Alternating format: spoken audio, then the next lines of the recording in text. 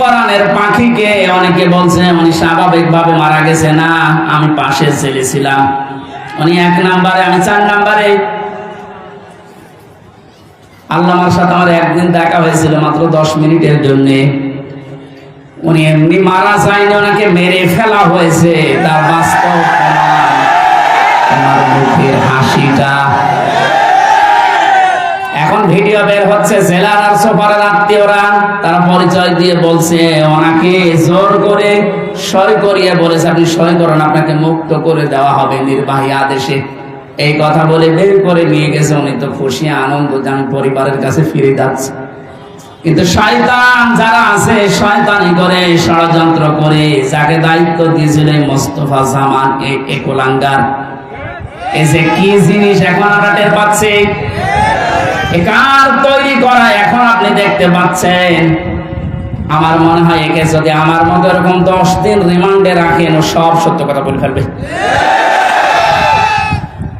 আমার মুখ দিয়ে রিমান্ডে একটা কথা ওরা বের করতে পারেনি। শেষ পর্যন্ত মন মতো লিখে আমাকে বলছে সই করেন, আপনারা ছেড়ে দেওয়া হবে। আমি তো রিমান্ডে বসতাম না যে 164 কি, মানে গেলাম ছেড়ে যখন দেওয়া হবে দেই। এখন দেখি সব আমার বিপক্ষে লিখেছে। আমি নাকি দেশের বিরুদ্ধে কথা বলতাম। যতগুলো বক্তব্য দিয়েছি দেশের ভালোবাসার পক্ষে দিয়েছি, কারণ দেশকে ভালোবাসা এটা ইমানের অঙ্গ।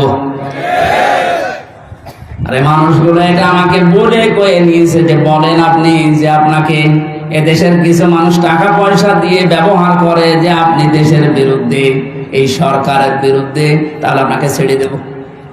শেষ পর্যন্ত বলতে রাজি যখন হলাম না, 11 ঘন্টা আমার টাঙিয়ে রেখেছিল কালো কাপড় দিয়ে চোখ বেঁধে। নিজেরা বলা করতো হুজুর আপনি নির্দোষ, আমরা জানি, কিন্তু আপনাকে এই কথা বলা লাগবে। আর বউ তুলে নিয়ে আনবো, কি চরিত্র দেখিস। আর এখন অনেক সুর তুলছে, অনেক আছে এদের মাফ করে দাও। এই জালেমদের মাফ করা মানে মাসুমের উপরে অবিচার করা।